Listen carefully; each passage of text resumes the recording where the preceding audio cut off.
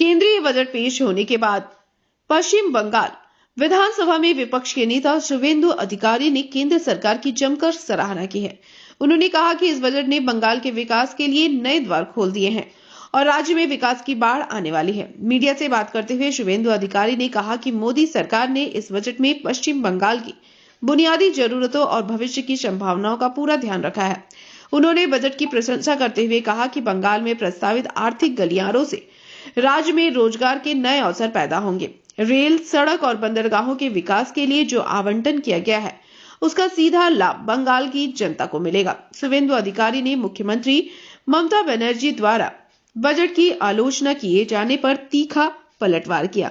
उन्होंने कहा, राज्य सरकार अपनी विफलताओं को छिपाने के लिए हमेशा केंद्र पर आरोप मढ़ती है।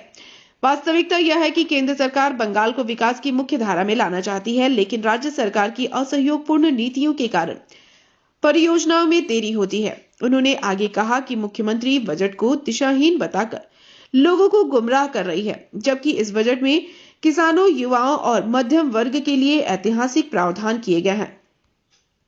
शुभेंदु अधिकारी के अनुसार यह बजट विकसित भारत के साथ साथ विकसित बंगाल के संकल्प को पूरा करने वाला है। জয় শ্রীরাম বলা যাবে। এক সাধু বলেছিলেন, জয় শ্রীরাম তো হিন্দুদের স্লোগান, জয় শ্রীরাম যে ভারতবর্ষের স্লোগান, এবং এতে সবাই হিন্দুরা এবং যারা রামরাজ্য দেখে, শুধু হিন্দুরা নয়, ভগবান রামচন্দ্রের রাজ্য কি, হাতে কাজ, পেটে ভাত, মাথায় ছাদ। কথায় কথায় অন্য ধর্মের লোকেরাও বলে আমরা রামরাজ্য চাই। হিন্দুরা যেমন রামচন্দ্রজিকে পুজো করে, অন্য ধর্মের লোকেরাও তো সুশাসন চায়। তাই জয় শ্রীরামের মানে হচ্ছে রামরাজ্য, যেখানে প্রজারা রামচন্দ্রের রাজত্বে যেমন সুখে ছিলেন, মহিলারা সুরক্ষিত ছিলেন, শিক্ষা ছিল, স্বাস্থ্য ছিল, সেইটা। তাই একজন ওখানে সাধু, গেরুয়া বসন পরা একজন সাধু, তিনি জয় শ্রীরাম বলেছেন। তাই তৃণমূলের ৩ জন মদ্যপ জিহাদি তাকে আক্রমণ করেছে। তিনি হসপিটালে ভর্তি আছেন এড়াসালে। আমি ওনাকে নার্সিং হোমে শিফট করানোর ব্যবস্থা করলাম একটু আগে। আর বিকেল বেলা ভারতীয় জনতা পার্টি এবং হিন্দু সংগঠনগুলো ভগবানপুর থানা ঘেরাও করছে। চিঠিতে মমতার অভিযোগ যে কমিশনের পদ্ধতি জনপ্রতিনিধিত্ব আইন ও বিধির পরিপন্থী। ওনার চিঠিতে এবারে এমোদের আক্রমণ করেছেন, মাইক্রো অবজারভারদের। মাইক্রো অবজারভাররা রেড ফ্ল্যাগ লাগিয়ে দিচ্ছে।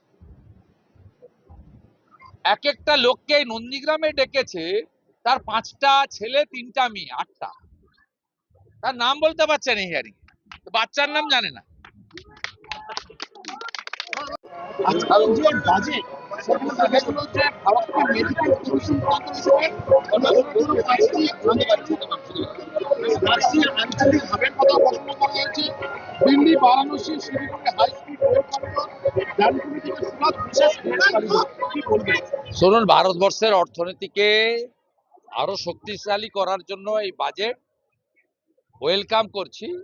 সামগ্রিকভাবে গোটা ভারতবর্ষে মধ্যবিত্ত এবং নিম্নবিত্ত এবং লো পেড আয়ের যারা ইনকাম গ্রুপ। कोलकाता से ब्यूरो रिपोर्ट, पीवीटीवी न्यूज।